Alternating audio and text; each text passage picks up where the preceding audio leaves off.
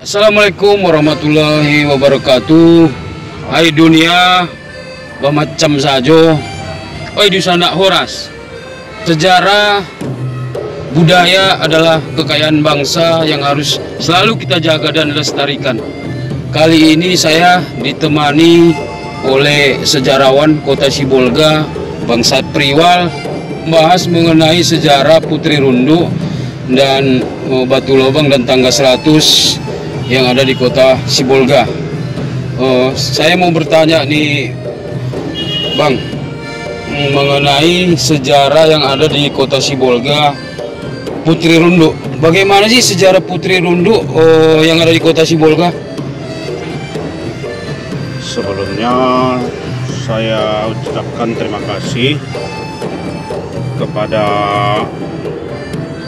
Rizky Ibrahim yang telah berkenan mengundang saya untuk dapat wawancara tentang berbagai hal mengenai kekayaan khasanah kita di Sibolga dan Taptek ya. Karena sebenarnya kisah dari Putri Rundu ini adalah sebuah legenda ya, bukan sejarah sebenarnya, karena belum dapat kita buktikan apa ada kaitannya dengan sejarah.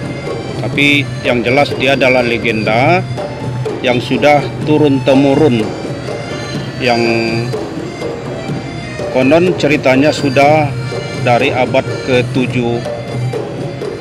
Cerita ini sudah ada, dan yang paling kita rasakan saat ini adalah adanya sebuah pantun kota gugu, kota Bariang, katigo kota di Muaro, ayam bakoko harilah siang, Putri Rundu di Tawan Rajo.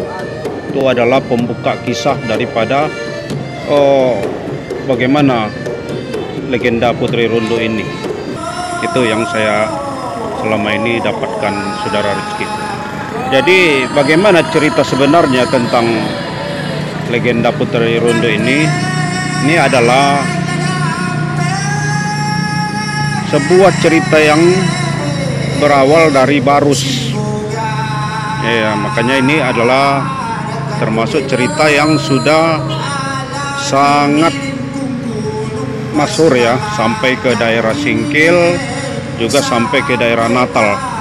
Bagaimana dalam pelarian Putri Rundu ini waktu ditawan oleh Rajo, ya kita lihat tadi ada pantun ayam bakoko harilah siang, Putri Rundu di Tawan Rajo.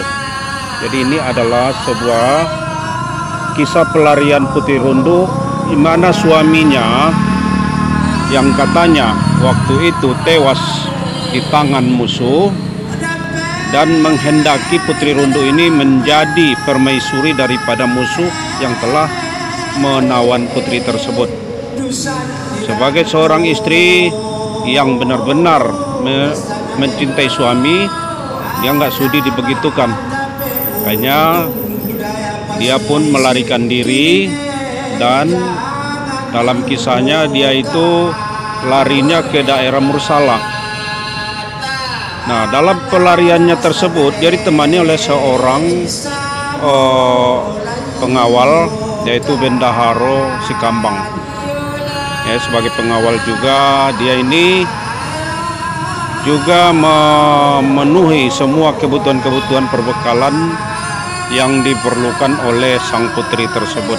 Nah, mereka pun dalam pelariannya itu berada atau berlokasi di sekitar Mursala, sehingga dalam pelarian yang sangat panjang katanya itu mereka sibuk pindah satu pulau ke pulau lain, dan dalam pencarian tersebut sang raja yang mengejar itu pun kewalahan karena banyaknya pulau-pulau di sekitar Teluk, sehingga pencarian sangat lama sekali. Dan konon katanya semua perbekalan-perbekalan putri yang tinggal di sana disebut atau dinamakanlah sebagai nama pulau tersebut. Ada Pulau Perlak, yaitu pulau tempat tidur ya, kasur. Kalau dahulu kan ada itu sebut perlak yang menjaga supaya lantai dengan tubuh kita tidak terpapar kedinginan atau apa kalau malam. Kemudian ada Pulau Sendok, ada Pulau Ungge, itu juga disebut ungge atau urung peliharaan Putri Runduk. Ada juga Pulau Baka, asal kata dari kata bakar, atau yang disebut di sini adalah sebagai pulau tempat dia singgah dan peralatannya membakar ikan, tinggal di sana, disebut Pulau Baka. Ada juga Pulau Putri, tempat dia paling lama berada, dan di sana ada juga kolam renang atau kolam alam ya, yang disebut, yang sampai sekarang itu masih ada dan sayangnya tidak dipelihara. Banyak macam-macam nama-nama pulau yang semuanya berkaitan dengan sang putri tersebut, dan yang paling nampak dari kejauhan adalah Pulau Satungkus, yang konon katanya itu adalah bekas nasinya, dia runcing sekali. Seperti apa kalau dulu memang kan unik ya, pulau tersebut ya, kalau dulu terlihat seperti segitiga dia ya. Membungkus nasi orang dalam daun pisang ya. Jadi dia kayak kerucut. Nah, itulah yang menjadi sebutan Satungkus, atau dalam istilah lain adalah Pulau Nasi Satungkus. Dan mungkin kalau kita jelajahi Pulau Sumatera, pulau daripada Mursala ini, itu kaitannya dengan Putri Runduk sangat banyak sekali. Nah, itulah makanya disebut dia legenda yang sudah sangat masyhur. Kalau Putri Runduk sendiri aslinya dari mana itu? Konon katanya putri ini adalah dari kerajaan Barus dahulu. Jadi kita tahu Barus dahulu itu sangat banyak sekali pendatang, banyak sekali orang-orang yang dari negara-negara lain singgah. Jadi postur daripada orang Barus itu umumnya adalah percampuran daripada berbagai suku bangsa tersebut. Dan kita bisa lihat sampai sekarang bagaimana perpaduan daripada aksesoris rumah-rumah pengantin dan pengantinnya sendiri dari berbagai macam suku bangsa. Jadi dari bangsa mana beliau kita belum dapat, atau suku mana mungkin ya kita belum dapat. Tapi kalau umumnya raja-raja itu selalu memilih istri yang cantik karena kemampuan finansialnya waktu itu dan keadaannya juga memungkinkan. Mungkin saja berarti dia keturunan raja ya? Ya, mungkin begitu. Jadi sampai sekarang saya belum dapat data ini dia dari mana dan dia siapa. Ya. Itulah tadi sepenggal mengenai Putri Runduk, histori maupun sejarah mengenai Putri Runduk. Kali ini kita beralih ke sejarah Batu Lubang dan Tangga 100. Bisa dijelaskan mengenai sejarah Batu Lubang dan Tangga 100, Bang? Oke, terima kasih. Mengenai sejarah daripada Batu Lubang yang sering kita lihat saat ini ada di sekitar Setahuis, itu adalah sebuah monumen peninggalan sejarah pada zaman perang dahulu. Kita tahu di mana hubungan waktu itu antara Sibolga dengan daerah sekitar pegunungan itu sangat sulit. Katanya waktu itu hubungan yang ada bisa dicapai hanya dengan kuda dan jalan kaki. Karena waktu itu Sibolga lebih dominan didatangi melalui laut daripada daerah gunung. Kenapa menjadi kebutuhan waktu itu orang-orang dari pegunungan sana atau sekitar yang kita sebut sekarang Tarutung atau Rura Selindung ingin mencapai Sibolga, tak lain daripada pengaruh dari adanya garam. Karena kebutuhan dasar dari manusia itu sebenarnya juga adalah rasa. Jadi penambah enaknya masakan, maka dibutuhkanlah salah satu garam dan juga sebagai tambahan zat yang dibutuhkan oleh tubuh. Jadi seperti kita ketahui, sekitar Rura Selindung sana itu umumnya lebih dekat dengan Danau Toba. Dan kita tahu Danau Toba juga adalah sebuah kumpulan perairan yang luas, tetapi dia tawar, tidak dapat dijadikan garam.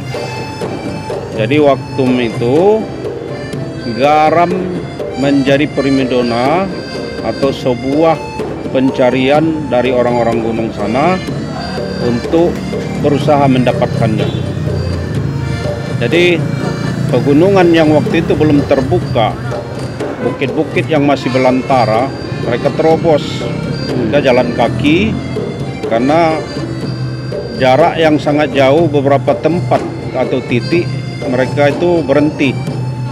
Yang lama kelamaan titik itu menjadi juga tempat istirahat, sehingga dibukalah waktu itu yang disebut Onan ya. Onan yaitu pasar dadakan. Jadi mereka di sana berkumpul dari beberapa titik yang tujuannya nanti beranting lagi ke titik selanjutnya sampai ke Sibolga. Dan mereka itu sering disebut Parlanjasira atau pemikul garam, yang memang tujuannya adalah mencari garam sekaligus membawa hasil-hasil yang ada di daerah mereka untuk dibarter selain garam nanti. Karena tahu di Sibolga sekitarnya itu juga adalah daerah persinggahan pedagang-pedagang dari berbagai macam bangsa dan daerah. Jadi titik ini lama-kelamaan menjadi sebuah kampung atau hutan. Terus sampailah ke sebuah titik yang tidak bisa mereka terobos. Itulah yang mereka usahakan digali sehingga terjadilah sebuah jalan menerobos yang disebut Batu Lubang. Itulah sejarahnya, yang mana beberapa waktu kemudian diperbesar, diperlebar oleh Belanda untuk bisa lewat kendaraan-kendaraan yang mereka pakai. Karena gunung ini memiliki air terjun, susah sekali jadi dibongkar habis. Karena nanti akibatnya adalah jalan yang ada di bawah akan hancur. Jadi lebih baik dibiarkan jadi batu lubang, selain keras juga mengamankan aliran air yang ada di atas. Jadi sebenarnya gampang sekali kalau memang mau diratakan, tapi itu baru bahaya untuk kekuatan daripada fondasi jalan tersebut. Itu yang saya ketahui selama ini. Dan dalam perang kemerdekaan, batu lubang inilah yang menjadi benteng yang sangat sulit untuk diterobos oleh Belanda. Karena ketangguhan dari pribumi untuk bergerila menjadikan batu lubang ini sebagai jebakan maut yang memang sangat mengerikan bagi penjajah Belanda waktu itu.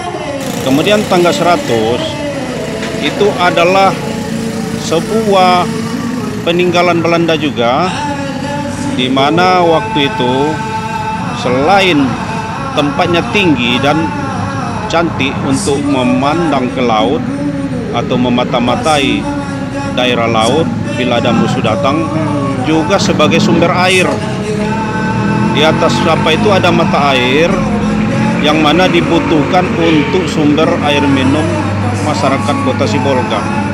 Karena siapa yang bisa menguasai daripada batu lubang dan bukit sekitarnya, ini akan menjadi menguasai area Sibolga. Jadi ini sebuah bentuk perjuangan daripada musuh, baik Belanda, baik pun daripada tentara Republik. Sehingga di bawah batu tangga 100 ini juga diberikan terowongan baru oleh Jepang, di mana dia bisa tembus ke bukit sebaliknya yang sekarang namanya Jalan Sibolbuali. Jadi ini juga bentuk penyamaran di mana Jepang juga tidak mau menyia-nyiakan bentuk daripada strategisnya Tanggo 100 tersebut. Jadi kalau cerita horor mengenai Tangga 100 dan Batu Lubang ini sendiri ada? Sebenarnya dalam cerita-cerita yang saya dengar selama ini dari peninggalan tua, banyaknya korban kekerasan waktu membuat Batu Lubang ini menjadikan Batu Lubang mengerikan.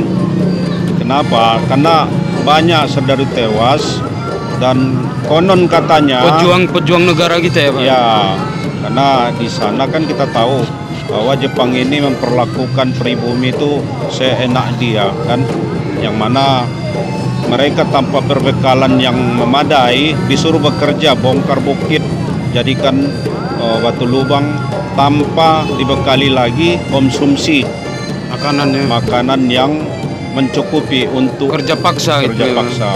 Jadi banyak meninggal, katanya dikubur aja di dalam itu. Oh, di Tangga 100 itu maupun Batu Lubang banyak dikubur di situ gitu? Di Batu Lubangnya, bukan Tangga 100. Di Batu Lubangnya banyak dikubur? Ya. Dari dalam Batu Lubang, karena dia ada di bawah Tanggo 100, jadi banyak yang ketakutan, katanya melihat hal-hal yang di luar nalar. Berarti bang yang ada di Tangga 100 ini tembusnya kemana itu, Pak? Ke Sibolbuali, Jalan Sibolbuali ya? Ya. Oh, Jalan pintas. Itu seperti lorong ya? Lorong. Jadi karena sudah lama tidak dipakai, dikhawatirkan atau dibuka, dikhawatirkan banyak binatang-binatang berbisa di dalam.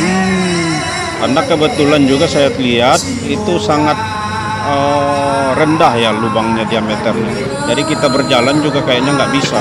Seperti jadi hanya satu orang aja yang bisa masuk ya? Merangkak. Merangkak, itu pun merangkak? Ya, tapi kita nggak tahu di dalam apakah juga merangkak atau lebih lebar lagi. Nah, jadi perlu juga sebenarnya pemerintah daerah Sibolga itu meninjau ulang ke dalam dengan memugar dan memanfaatkan menjadi daerah wisata baru. Ya, kita lihat di Bukit Tinggi banyak gua-gua Jepang juga menjadi sumber pariwisata tempat dinasti yang dikelola dengan bagus. Kita yakin juga ini bisa kita kelola dengan bagus kalau ini dibuat lebih edukatif, dimanfaatkan ya dengan memaparkan sejarah-sejarah yang ada di Sibolga. Itu aja, Pak. Ya. Terima kasih atas waktu yang diberikan oleh Bapak kami, sejarawan Bang Satriwal Pasisi. Lain kali kita jumpa kembali dengan segmen dan cerita yang berbeda. Sampai jumpa kembali. Bamacam sajo dunia iko. Oke. Oh, itu sana. Oh, di sana.